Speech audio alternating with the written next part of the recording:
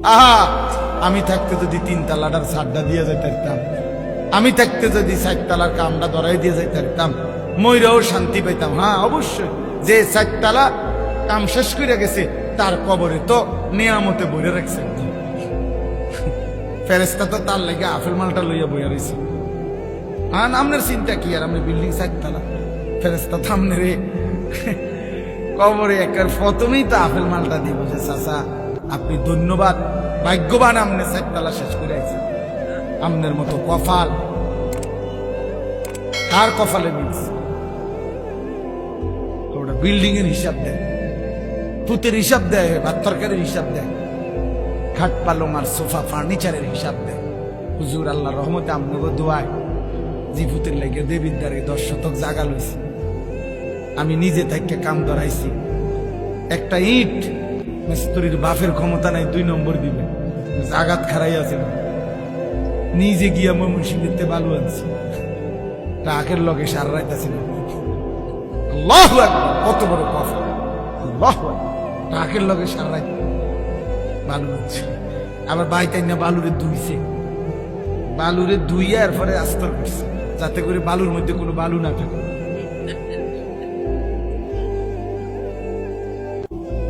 বালুর মধ্যে যাতে কি না থাকে, বালু যাতে না থাকে, ধুইয়া লইছে।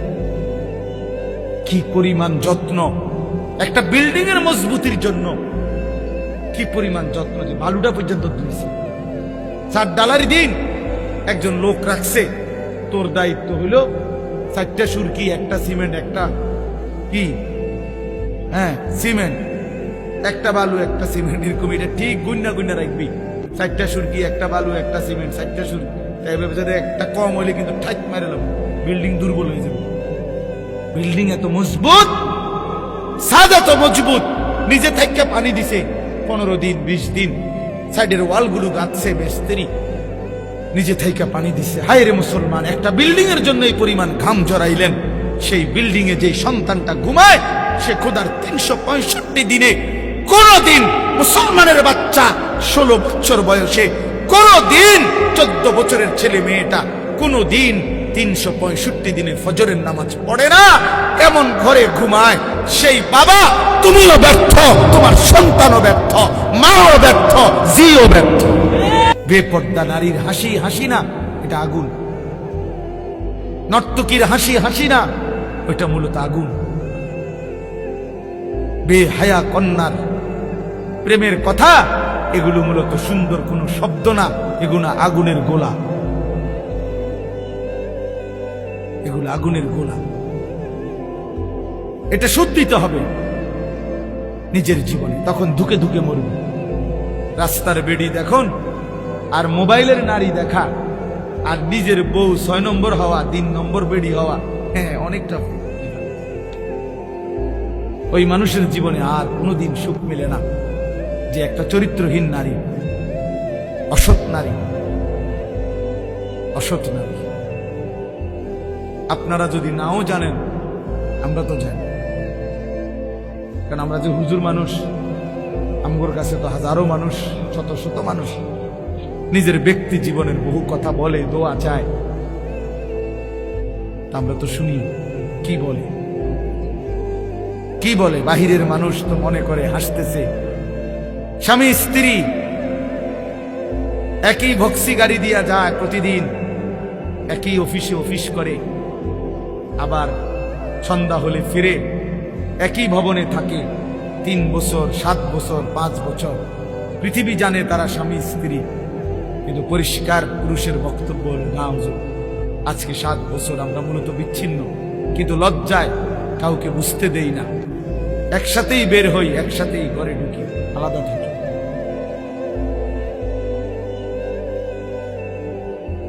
হ্যাঁ, স্বামী এক জায়গায়, স্ত্রী এক জায়গায়। স্বামী ছাদে বইয়া গিটার বাজায়, বিড়ি আর সিগারেট খায় আর গান গায়। আমি তো দেখছি দিনের পর দিন বেচারা গান গায়, সারা রাত গিটার বাজায় আর একটা একটা করে সিগারেট খায় আর গান গায়। গানও মাশাআল্লাহ, গানও না, গানের জাতও না, না কিচ্ছু না, মানে এটা কোনো সুরও নাই, সুরের জাতও নাই, ব্যা ব্যা করে। বে বে আল্লাহ মাফ করে দেন, আল্লাহ মাফ করে দেন। প্রিয় যুবক, চরিত্রহীন হয়েও না, তোমার জীবন দিয়ে এটার খেসারত দিতে হবে। তোমার অপকর্মের দায়ভার আল্লাহর কসম অন্য কেউ দিবে না। তোমার লাম্পট্য, তোমার অসভ্যতা, তোমার অসভ্যতার দায়ভার কেউ নিবে না, তোমাকেই সুদ দিতে হবে। বললাম না, এটা কর্জ, ঋণ, এটা সুদ, ঋণ সুদ করতে হয়, ঋণ সুদ দিতে হয়। হ্যাঁ, আল্লাহ আমাদেরকে মাফ করে দেন। আমি মনে করাই দিলাম, যদি কোনো ছেলে বোঝে তো ছেড়ে দাও। এক পবিত্র নারীর জন্য অপেক্ষা করো, এক হালাল স্ত্রীর জন্য অপেক্ষা করো। এই পৃথিবীতে এখনো আছে পবিত্র নারী, চরিত্রবান নারী আছে, যে আল্লাহর কাছে চায় আনা ইনদা যান্নি আবদি বি। হাদিসে কুদসিতে আছে, আল্লাহ বলছে, বান্দা আমার ব্যাপারে যেমনটা ধারণা করে আমি আমার বান্দার সাথে তেমন আচরণই করি, আমি তেমন আচরণ করি। অতএব আমার বান্দা যদি দিল থেকে ইখলাসের সাথে নিজেকে পবিত্র রেখে, গুনাহ থেকে মুক্ত রেখে যদি অপেক্ষা করে যে আল্লাহ আমি একজন সতীসাধ্যী নেককার চরিত্রবান নারী চাই, আল্লাহর কসম মিলেই যাবে, মিলেই যাবে, কোনো সন্দেহ নেই, কোনো সন্দেহ। তুমি যদি বলো কই ভালো মানুষ তো দেখি না, না তোমার কাছে ভালো মানুষ প্রতিদিন তোমার কাছে ইয়ে ঘুরতে হইব বা জানাইয়া যাইতে হইব যে ভাই চিনচিনি আমি যে ভালো মানুষ, আপনি লিস্ট লিখে রাখেন। এটা কি কোনো নিয়ম হইল কি? আপনার কাছে আইয়া সমস্ত ভালো মানুষ দেখা করে যাইতে হইব একবার আইয়া? এটা কে আইন করছে? এটা কোন আইনের কথা?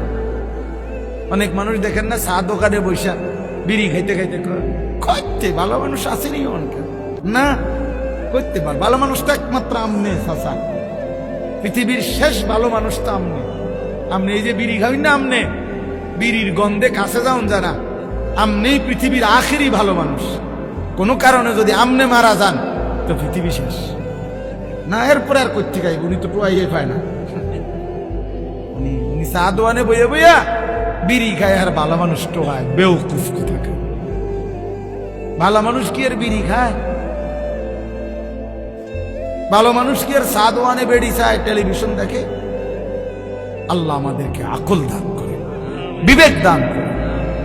ওই কথাটা বলতেছিলাম, নবী সাল্লাল্লাহু আলাইহি ওয়াসাল্লাম বলছেন, এই তাম দুনিয়া একজন মানুষ যা কিছু অর্জন করে দুনিয়াবি, তার মধ্যে সর্বশ্রেষ্ঠ অর্জন হলো আল মারআতুস সালিহা, একজন সতী সাধ্বী চরিত্রবান পবিত্র নেককার প্রেমময়ী ভালোবাসার এক নারী, এক স্ত্রী। এটা তার জীবনের সবচেয়ে বড় দুনিয়ার অর্জন। আর সেই পবিত্র নারী কেমন হয়, তার আখলাক কি, তার বৈশিষ্ট্য কি? তার বৈশিষ্ট্য কি?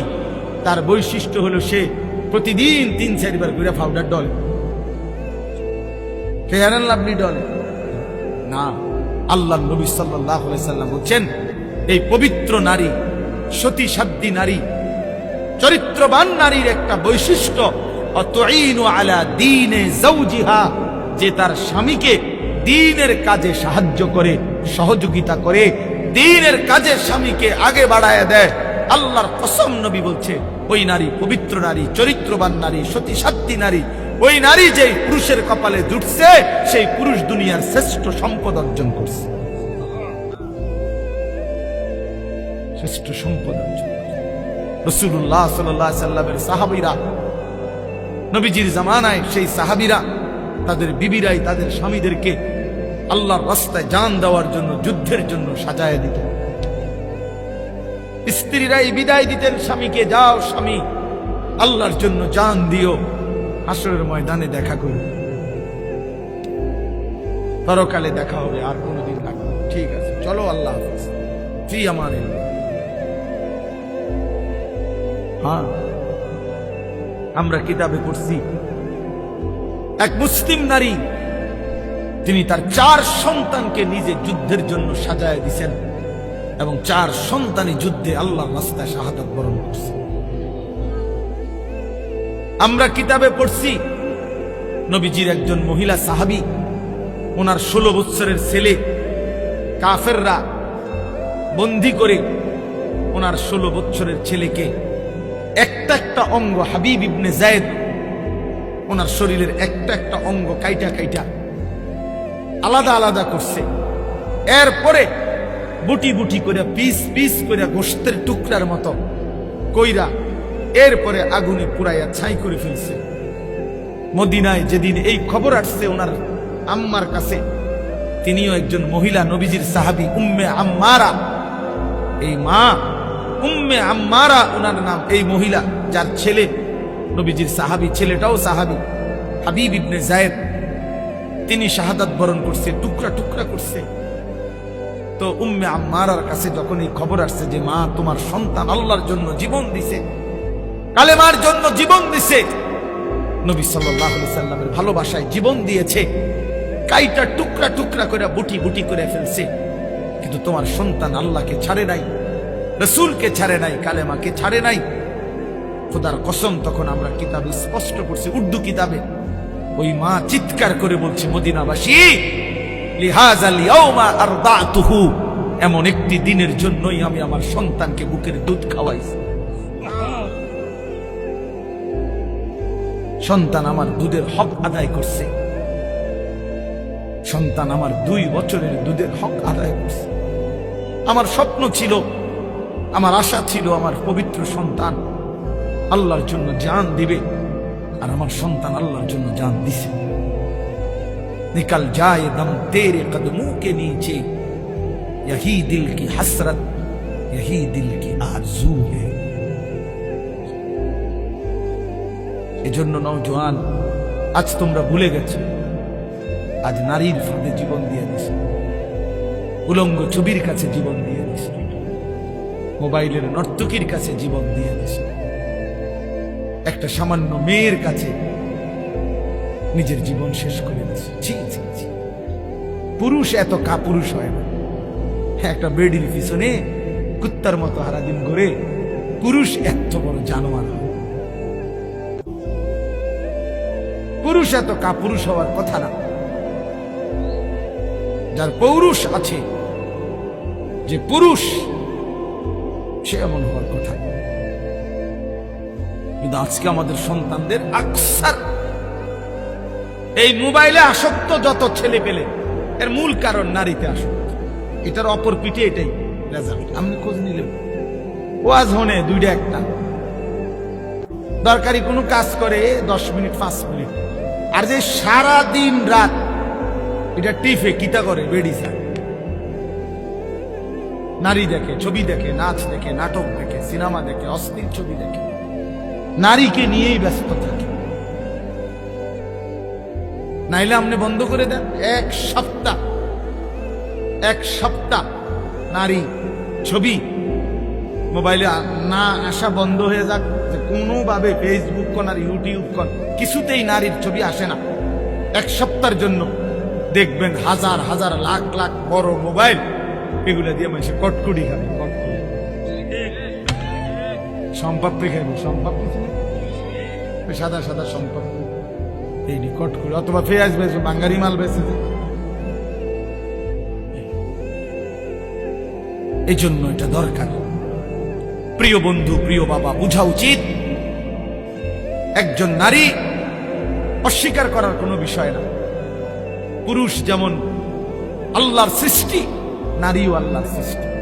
নারীর প্রতি পুরুষের আসক্তি, পুরুষের প্রতি নারীর আসক্তি, এই আসক্তি, এই বন্ধন, এই প্রেম, এই ভালোবাসা, এই আন্তরিকতা, এই মহব্বত, এই হৃদয়ের টান, এটা যদি না থাকতো তো মানব প্রজন্ম আজকের এই পর্যন্ত আসত। মানুষের এই ক্রমধারা কি এখান পর্যন্ত আসত। এক স্বামী স্ত্রীর পবিত্র বন্ধন, একে অপরের প্রতি অকৃত্রিম ভালোবাসা, স্বামী স্ত্রীর একান্ত মিলন, তো এইটুকুর বরকতে মহান আল্লাহর ইচ্ছায় প্রজন্ম এভাবে আগাইছে। তাহলে এটা তো দূষণীয় না, হালাল যেটা সেটা তো দূষণীয় না। রাসূলুল্লাহ সাল্লাল্লাহু আলাইহি ওয়াসাল্লাম বলছেন, পবিত্র স্ত্রী তার মুখে যদি কেউ খাবারের লোকমা তুলে দেয়, হাত্তা লোকমাতা ফি ফি ইমরাতিহ, নবীজি বলছেন কেউ যদি তার হালাল স্ত্রীর মুখে এক লোকমা খাবার, একটা রুটি, সামান্য একটু খাবারও তুলে দেয়, আল্লাহ রাসূল সাল্লাল্লাহু আলাইহি সাল্লাম বলছেন আল্লাহ তাআলা তাকে আল্লাহর রাস্তায় সাদাকা করার সওয়াব দান করেন। নবী সাল্লাল্লাহু আলাইহি সাল্লাম বলছেন ওয়াফি বুদআই আহাদিকুম সাদাকা, পবিত্র স্বামী স্ত্রী যদি মিলিত হয় তো আল্লাহ তাআলা সেখানেও সাদাকার সওয়াব দান করেন। সাহাবী জিজ্ঞেস করছে, ইয়া রাসূলুল্লাহ, মনের চাহিদা পূরণ করলেও সওয়াব হয়? আল্লাহর নবী বললেন, সেটা যদি ভিন্ন অনুমতি নাই এমন নারীর সাথে যদি পূরণ করে সেখানে কি গুনাহ হয়? তিনি বললেন, হ্যাঁ গুনাহ হয়। কয় তাহলে এখানেও নেকি? সেখানে গুনাহ হইলে এখানে নেকি হয়। এজন্য বন্ধু, আল্লাহ তাআলা প্রত্যেক নিষিদ্ধ বিষয়ের বিপরীতে বৈধ হালাল পন্থা আল্লাহ রাখছেন। যিনি মদ হারাম করেছেন তিনি মধু হালাল করেছেন, যিনি সুদ হারাম করেছেন তিনি ব্যবসা হালাল করেছেন, যিনি ভিন নারী দেখা হারাম করেছেন তিনি বিবাহ হালাল করেছেন। এমন কোনো বিষয় নাই বান্দার যেটা চাহিদা আছে অথচ সেই চাহিদা পূরণের বৈধ কোনো পন্থা আল্লাহ দেন নাই। খোদার কসম, এমন চাহিদা মানুষের মধ্যে নাই, এটা হতে পারে না। কারণ প্রতিটি চাহিদাও দিছেন আল্লাহ, সেই চাহিদা পূরণের হালাল পন্থা নির্ধারণ করে দিয়েছেন, সেটাও আল্লাহ, সেটাও আল্লাহ করছেন। আজকে অনেক মা বোন হয়তো পর্দার আড়ালে আছেন, শুনতেছেন, আপনাদেরকেও বলি, বেপর্দা নারী, বেহায়া নারী, বেহায়া কন্যা, তার বাস্তবিক অর্থে সামাজিক কোনো মর্যাদা নাই। ইসলামের দৃষ্টিতে, মানবতার দৃষ্টিতে, ইনসাফের দৃষ্টিতে, বিবেকের দৃষ্টিতে তার কোনো সম্মান নাই, ইজ্জত। বেপর্দা নারী তো শোপিস, উপভোগের পণ্য। বেপর্দা নারী তো প্রদর্শনের বস্তু, প্রদর্শনের বস্তু, যে নিজেকে প্রদর্শন করে বেড়ায়। আল্লাহ তাআলা আমাদেরকে মাফ করে দেন। আল্লাহ আমাদের মা বোন, আমাদের কন্যা, যে সমাজের নারী বেপর্দা হয়, বিশ্বাস করেন ওই সমাজের সবচেয়ে বড় বিপদ হলো হালাল এবং পবিত্র পন্থা, হালাল এবং পবিত্র বিবাহ এবং হালাল এবং পবিত্র মানব প্রজন্ম তছনছ হয়ে যায়। আজকের ইউরোপ এই ব্যাধিতে আক্রান্ত, যখন অবাধ যৌনাচার, নারী পুরুষের অবাধ সহজ করে দিছে, আজকে তাদের বৈধ সন্তানের চাইতে অবৈধ সন্তানের পরিমাণই বেশি, পরিমাণই বেশি। আল্লাহ আমাদের সমাজ, আমাদের বংশধর, আমাদের প্রজন্মকে জিনা, ব্যভিচার, বেহায়া, বেপরদিগি, বেশরম এই জিন্দিগি থেকে হেফাজত করেন। বলেন আমিন। চলেন আমি আমার কথাটা শেষ করে দিই। তো আল্লাহ নবী সাল্লাল্লাহু আলাইহি সাল্লামের স্ত্রী, ইনি সবচেয়ে বেশি সহযোগিতা করছেন নবীজিকে। 25 বছর বয়সে নবী সাল্লাল্লাহু আলাইহি সাল্লাম তাকে বিয়ে করছেন। আর নবীজির বয়স যখন 50, তখন খাদিজা রাদিয়াল্লাহু তাআলা আনহা ইন্তেকাল করছেন। তো এই 25টা বছর নবীর যৌবনের মূল সময়ে তিনি ছিলেন নবীজির স্ত্রী, এবং 40 থেকে 50 নবুয়তের এই 10টা বছর পরম যত্নে আল্লাহ নবীকে আগলাইয়া রাখছেন আম্মাজান খাদিজা, নবীজির স্ত্রী। অনেক বেশি সহযোগিতা করছে, নিজের জান মাল, নিজের সবটুকু ভালোবাসা, সহযোগিতা মক্কায় সবচেয়ে বেশি দিছেন এই স্ত্রী খাদিজা রাদিয়াল্লাহু তাআলা আনহা। এজন্য আল্লাহও তাকে সম্মান করছেন, কারণ এই গোটা কায়নাতের মধ্যে সর্বপ্রথম কালেমা ওয়ালা এই স্ত্রী খাদিজা রাদিয়াল্লাহু তাআলা আনহা। নবীর হাতে প্রথম কালেমা গ্রহণ করছে, নবীজির দ্বীনের কাজে প্রথম সহযোগিতা করেছেন এই নারী খাদিজা রাদিয়াল্লাহু তাআলা আনহা। এজন্য নারী প্রথম কালেমা গ্রহণকারী, নারী প্রথম দ্বীনের কাজে সহযোগিতাকারী, প্রথম সহযোগিতাকারী। আল্লাহ তাআলা আমাদের নারীদেরকে এমন তৌফিক দান করেন। তো বললাম যে আমরা আল্লাহ নবী সাল্লাল্লাহু আলাইহি সাল্লাম এরপরে নবুয়তের 10ম বৎসরের পরে আল্লাহ নবী সাল্লাল্লাহু আলাইহি সাল্লামের উপরে জুলুম অত্যাচার তীব্র বেড়ে গেছে। নবীজি পার্শ্ববর্তী তায়েফ নগরীতে এরপরে গেছেন কালেমার দাওয়াত দিতে। 11 বছরের সময় সেখান থেকে একটা লোকও কালেমা গ্রহণ করে নাই। নবীজি ফিরে চলে আসছেন। তায়েফের কাফেররা পাথর মেরে অকাতরে আল্লাহ নবী সাল্লাল্লাহু আলাইহি সাল্লামকে বিতাড়িত করে দিছে। নবীজি রক্ত মাখা দেহ নিয়ে মক্কায় ফিরে আসছেন। এই সংক্ষেপ কথা হলো, নবীজি যখন তায়েফ থেকে ফিরে আসছে তখন মক্কাবাসী নবীজিকে খুব বেশি বিদ্রুপ করছে যে মুহাম্মদ, আজকে 11টি বছর তুমি আমাদের দ্বারাও নির্যাতিত, আমরাও তোমারে বিতাড়িত করলাম, আবার তুমি তায়েফ গেলা, তায়েফেও কেউ তোমার কালেমা গ্রহণ করলো না, বাচ্চারাও তোমারে শেষ পর্যন্ত পাথর মারলো। এখন তুমি যে বলতেছ তোমার আল্লাহ আছে, আল্লাহ তোমারে ভালোবাসে, আল্লাহ তাআলা তোমারে মহব্বত করে, তোমার ইজ্জত কই, সম্মান কই, কই তোমার আল্লাহ? এইভাবে বিদ্রুপ করলে, ব্যঙ্গ ঠাট্টা মস্কারি করতে লাগছে। তখন আমি শুধু এই কথাটা বলতে চাচ্ছি, তখন আল্লাহ নবী সাল্লাল্লাহু আলাইহি সাল্লামকে আল্লাহ তাআলা তায়েফের ময়দান থেকে ফেরত আসার পর মক্কাবাসী যখন চূড়ান্ত ব্যঙ্গ বিদ্রুপ ঠাট্টা করছে, তখন আল্লাহ তাআলা হযরত জিবরাইল আলাইহিস সালামকে পাঠিয়ে বোরাকে চড়িয়ে আল্লাহ তাআলা নবীজিকে আরশে আজিমের মেহমান বানাইছেন, মেরাজে নিয়ে গেছেন। আইনা বলছেন, বন্ধু, জগৎবাসী বলছে আমি নাকি আপনাকে ইজ্জত দেই নাই, সম্মান দেই নাই, ভালোবাসি নাই। চলেন বন্ধু, আজ আপনাকে আমি এমন জায়গায় আনলাম, এবার আপনি শুধু শুনে নেন। আপনাকে এখন আমি যেই আরশে আজিমের উপরে আয়না দাঁড় করাইলাম, আপনার কদমের নিচে আমার গোটা সৃষ্টি, আপনি আমার সমস্ত সৃষ্টির ঊর্ধ্বে, উপরে শুধু আমি আল্লাহ, আর কোন সৃষ্টি নাই। অতএব আপনার মর্যাদা পৃথিবীবাসী শুনে নেক যে আমি আল্লাহর পরে সমস্ত সৃষ্টির উপরে আপনি রাসূলের মর্যাদা, আমি আপনাকে সম্মান দিই। ইজ্জত কাকে বলে, সম্মান কাকে বলে, কতটুকু হইতে পারে আমি দিলাম। সম্মানের সর্বোচ্চ মাকামে আপনাকে পৌঁছায় দেন।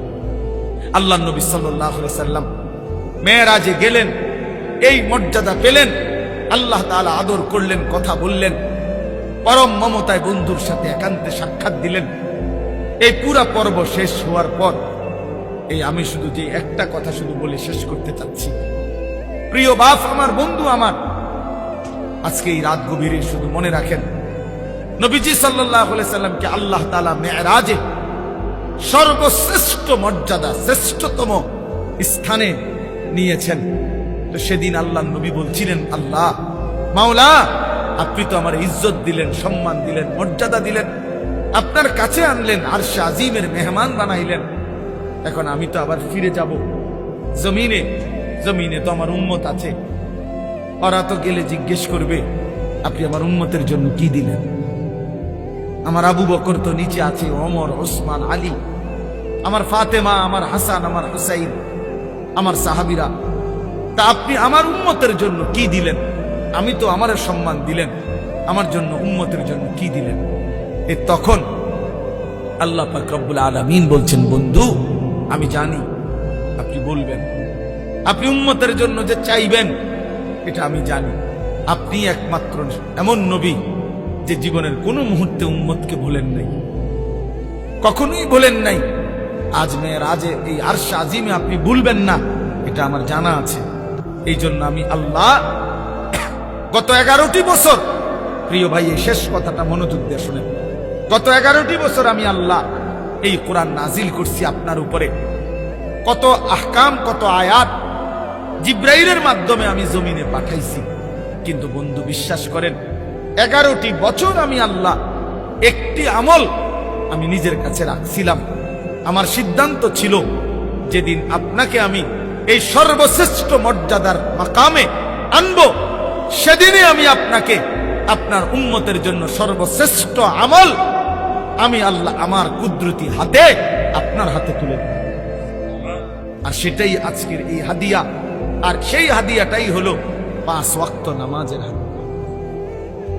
আজ আপনার মর্যাদার চূড়ান্ত সর্বশ্রেষ্ঠ স্থানে আপনাকে আনলাম, আর আপনার উম্মতের জন্য যে আমলটা দিলাম এটাও সর্বশ্রেষ্ঠ। অতএব প্রিয় বন্ধু আমার, এবার আপনি শুধু এই কথাটাই বুঝেন, 5 ওয়াক্ত নামাজ দোস্ত নওজোয়ান, 5 ওয়াক্ত নামাজ এটা মেরাজের হাদিয়া, আরশে আজিমের হাদিয়া, মহান আল্লাহ পাকের স্বহস্তে দেওয়া হাদিয়া। নবীজির যেদিন মর্যাদার চূড়ান্ত মাকামে আল্লাহ নিছেন, সেদিন সর্বশ্রেষ্ঠ আমল আল্লাহ তাআলা হাদিয়া হিসাবে দিলেন। অতএব আল্লাহর প্রতি যার ভালোবাসা আছে, মেরাজের প্রতি যার ভালোবাসা আছে, নবীজির প্রতি যার ভালোবাসা আছে, আল্লাহর কসম 5 ওয়াক্ত নামাজ তার জীবনে বাধ্যতামূলক। যে জীবনে 5 ওয়াক্ত নামাজ নাই, সে আল্লাহকে চিনে না, সে রসুলকে চেনে না, সে ইসলামকেও চিনে না। তার কোনো আল্লাহ বলতে কিছু নাই, তার কোনো রসুল বলতে কিছু।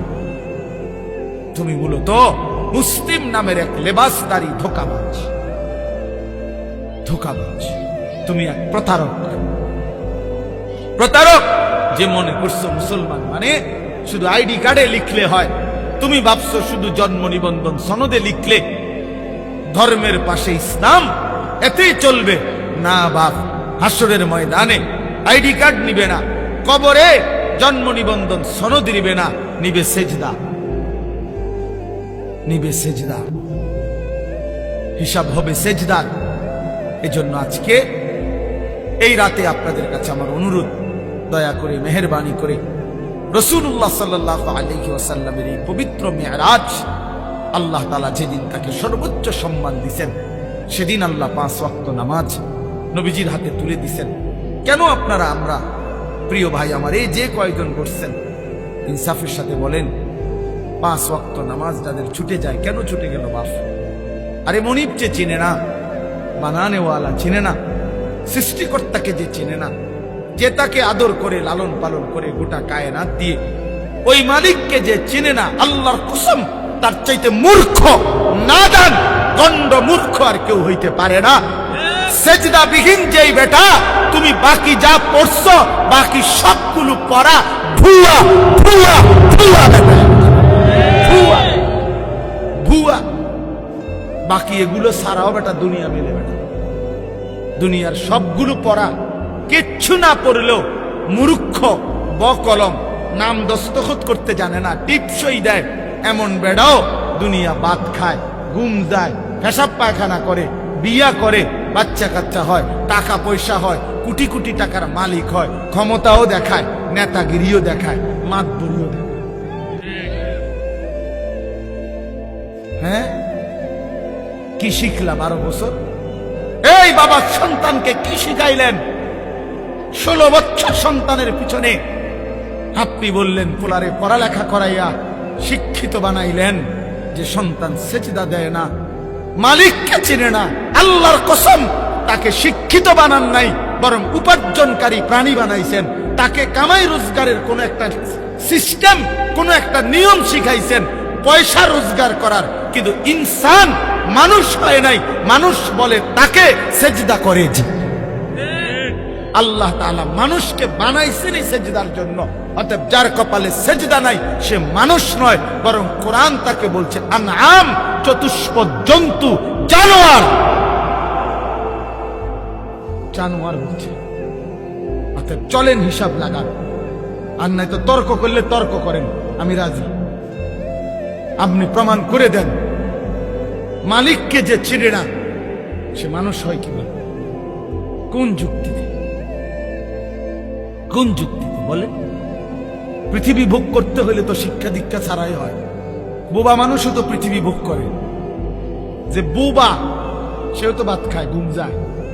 বোবাও তো পেশাব পায়খানা করে, বোবাও তো বিয়ে করে, বোবারও তো বাচ্চা হয়। অন্ধ মানুষও তো বিয়ে করে, অন্ধ মানুষও তো দুনিয়া ভোগ করে।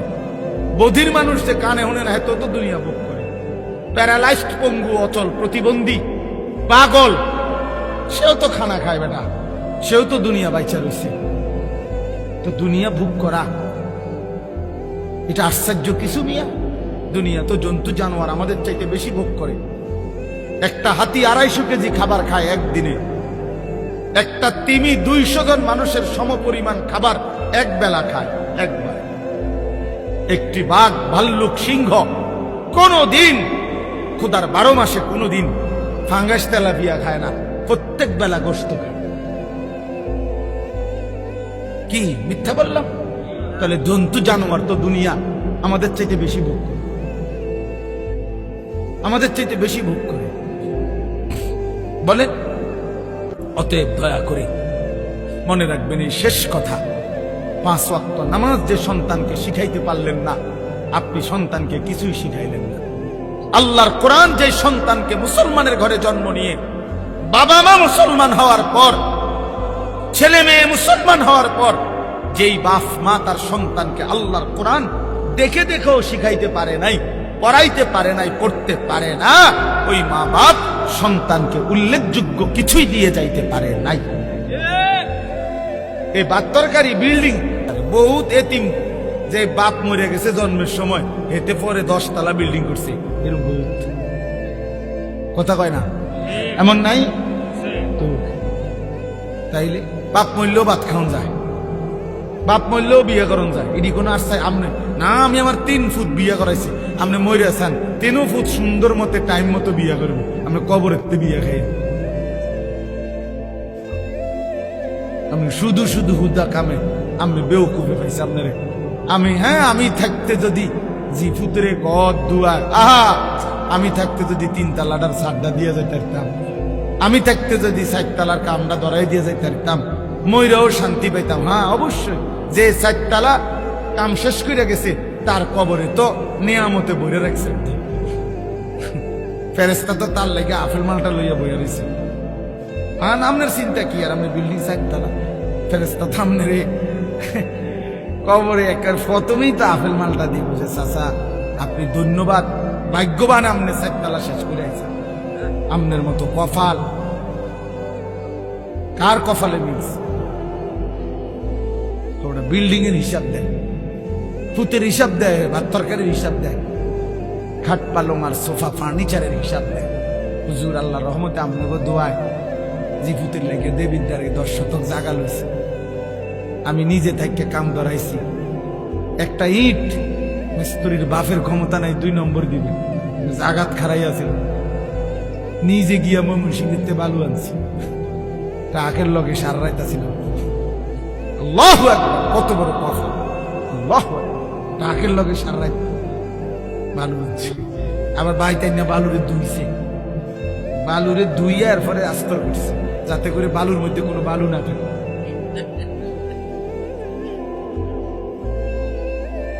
বালুর মধ্যে যাতে কি না থাকে, বালু যাতে না থাকে, ধুইয়া লইছে। কি পরিমাণ যত্ন একটা বিল্ডিং এর মজবুতির জন্য, কি পরিমাণ যত্ন যে বালুটা পর্যন্ত ধুইছে। 4 ডালার দিন একজন লোক রাখছে, তোর দায়িত্ব হইল 4টা সুরকি, একটা সিমেন্ট, একটা কি সিমেন্ট, একটা বালু, একটা সিমেন্ট, এরকম এটা ঠিক গুন্না গুন্না রাখবি। 4টা সুরকি, একটা বালু, একটা সিমেন্ট, 4টা সুরকি। তাই ভাবে যদি একটা কম হইলে কিন্তু ঠাইট মেরে লাম, বিল্ডিং দুর্বল হয়ে যাবে। বিল্ডিং এত মজবুত, ছাদ এত মজবুত, নিজে থেকে পানি দিছে 15 দিন 20 দিন, সাইডের ওয়ালগুলো গাঁথছে মিস্ত্রি, নিজে থেকে পানি দিছে। হায় রে মুসলমান, একটা বিল্ডিং এর জন্য এই পরিমাণ ঘাম জড়াইলেন, সেই বিল্ডিং এ যে সন্তানটা ঘুমায় সে খোদার 365 দিনে কোনদিন মুসলমানের বাচ্চা 16 বছর বয়সে, কোনদিন 14 বছরের ছেলে মেয়েটা কোনদিন 365 দিনে ফজরের নামাজ পড়ে না, এমন ঘরে ঘুমায়। সেই বাবা, তুমিও ব্যর্থ, তোমার সন্তানও ব্যর্থ, মাও ব্যর্থ, জিও ব্যর্থ, কোনটাই ফালতু।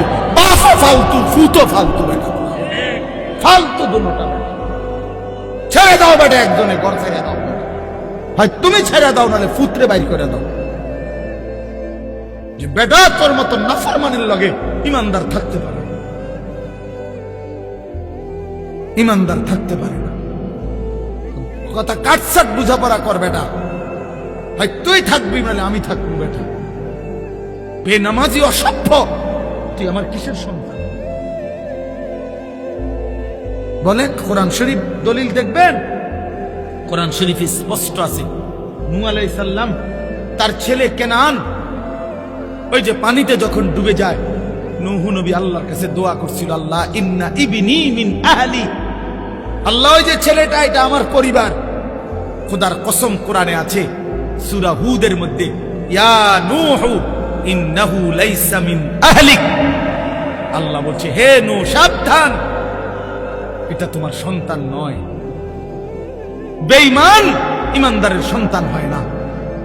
ইন্নাহু আমালুন গায়রু সালিহ, এটা বেআমল সন্তান, বেআমল সন্তান, বেআমল সন্তান মুমিনের ইমানদারের সন্তান হয় না। এজন্য ছেলেরা, 10 জন ছেলেও যদি হও, আরে বাবা তোমার একজন রে আমি বলি, আমি এক ফেরিওয়ালা যে দিবানিশি চিল্লাই, আমি বললাম বাবা যার কপালে সেজদা নাই, তোমরা যারা নামাজ পড়ো না ছেলেরা, তুমি মুসলমানের সন্তান না, তুমি ইমানদারের সন্তান না, তুমি লাওয়ারিস, তুমি বেওয়ারিস। তোমার কোনো, তুমি লাওয়ারিস সন্তান, তুমি বেওয়ারিস সন্তান। তোমার বাপ নাই, তোমার মা নাই। আল্লাহ বলছে ইন্নাহু লাইসা মিন আহলিক। নূহ সাবধান, বেঈমানের জন্য কিছু বলবা না। ফালা তাসআলনি, সরাসরি কোরআন আল্লাহ বলছে বেঈমান সন্তানের জন্য আমি আল্লাহর কাছে কিছু চাইও না। সাবধান। আজকে আমরা এটা বুঝি না মিয়া, আমরা বুঝছি কাল ভাতের থালা, ভাত তরকারি, খানা খাদ্য, আর দুনিয়া, আর দুনিয়ার চাকরি ব্যবসা বিদেশ, টাকা বিল্ডিং দালান, খাট পালং সোফা ফার্নিচার। চোখের সামনে ছেলেটা নষ্ট হয়ে যাচ্ছে, বাবার চোখে কোনো পানি নাই। চোখের সামনে মেয়েটা 8-7 কাপড় পরে রাস্তা রাস্তায় ঘুরে, মায়ের চোখে কোনো পেরেশানি না, লজ্জাও নাই। এই বেটিও নির্লজ্জ, বেটির জিও নির্লজ্জ, দলটা বেহায়া, দলটা বেহায়া বেটা। আমার মাও ইজ্জতওয়ালা, আমার কন্যাও ইজ্জতওয়ালা, আমার বিবিও ইজ্জতওয়ালা।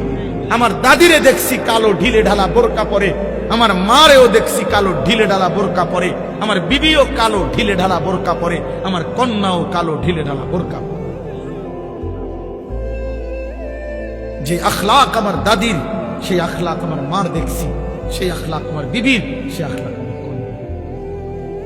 আলহামদুলিল্লাহ।